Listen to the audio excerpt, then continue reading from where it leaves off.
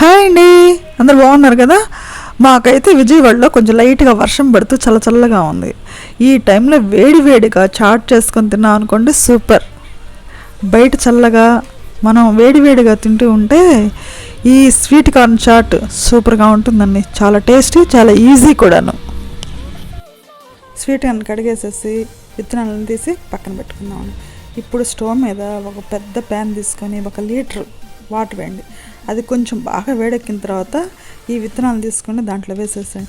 Just 1 minute మాత్రమే ఆ వేడిలో ఉంచండి. తర్వాత స్ట్రైన్ చేసండి. స్ట్రైనర్లో పోసేసాం అనుకోండి, వాటర్ అంతా డ్రైన్ అయిపోయి మనకి ఒట్టి విత్తనాలు మిగులుతాయి. ఈ విత్తనాలను ఒక బౌల్లో వేసుకొని 1 స్పూన్ బియ్యం పిండి, 1 స్పూన్ కార్న్ఫ్లోర్, 1/2 స్పూన్ మైదా, కొంచెం సాల్ట్ వేసేసి బాగా కలపండి. మీకు ఏమన్నా అవసరం ఉంటే ఇంకొంచెం పిండి 1/2 స్పూన్ అట్లా ఎక్స్ట్రా యాడ్ చేసుకోండి.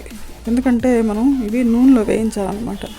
ఇవన్నీ పిండ్లన్నీ బాగా కలిపేసిన తర్వాత ఒకసారి మళ్ళీ స్ట్రైనర్లో వేసేస్తే ఎక్సెస్ పిండి ఏమన్నా ఉంటే అది కిందకి వెళ్ళిపోతుంది. ఎందుకంటే మన నూనె పాడు కాకుండా ఉంటుంది అనమాట.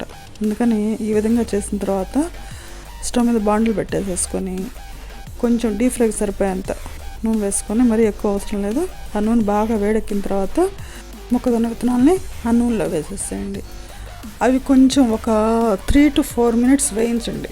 మరీ కరకరలాడేటట్టు కాకుండా కొంచెం లైట్గా కరకరలాడేటట్టు, మెత్తగా ఉండేటట్టు మాత్రమే వేయించుకోండి. మరీ కరకరలాడేటట్టు వేయించుకున్నారనుకోండి, తీసి పక్కన పెట్టాను అప్పుడు గట్టిగా తయారవుతుంది. అందుకని లైట్గా మెత్తగా ఉన్నప్పుడే తీసి ఓ ప్లేట్లో పెట్టేసుకోండి. ఒక టిష్యూ పేపర్ మీద వేసుకున్నాను అనుకోండి, ఎక్సెస్ ఆయిల్ ఏమన్నా ఉంటే అది పీల్ చేసుకుంటుంది.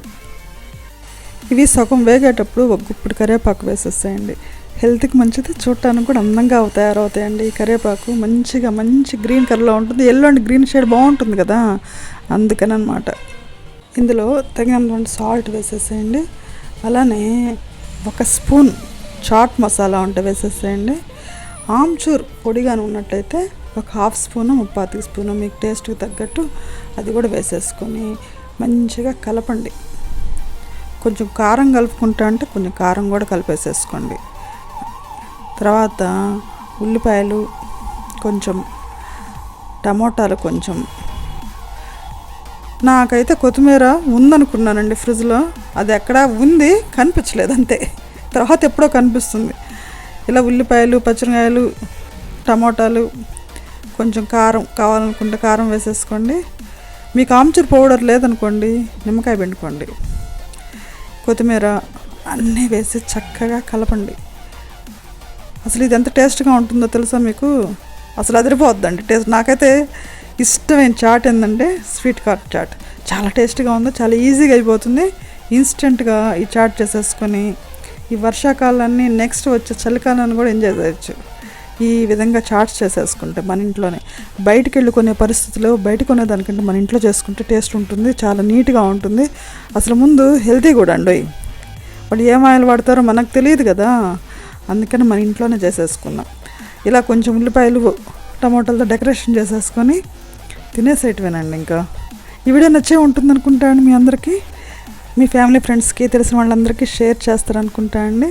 మరోసారి మరో మంచి వీడియోతోటి మీ ముందు ఉంటుంది మీ శ్రీదేవి.